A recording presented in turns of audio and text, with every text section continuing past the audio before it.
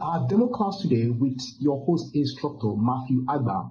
We are going to be looking at a simple song called Ode to Joy, how to play it on the piano using your both hands. What you need to know is that for your C on your left hand, you'll be using finger number 5. And for your G on your left hand, you'll be using finger number 1. On C on your right hand, you'll be using finger number 1. And G on your right hand, you'll be using finger number 5. We are going to play it first. You change your left hand. You change.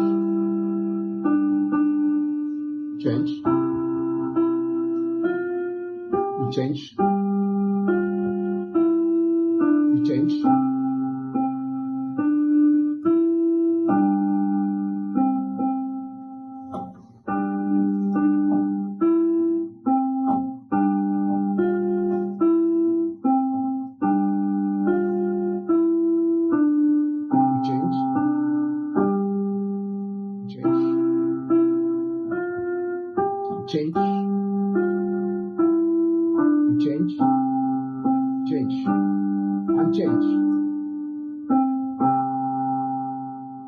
Thank you. Keep practicing this and you'll be glad that you did.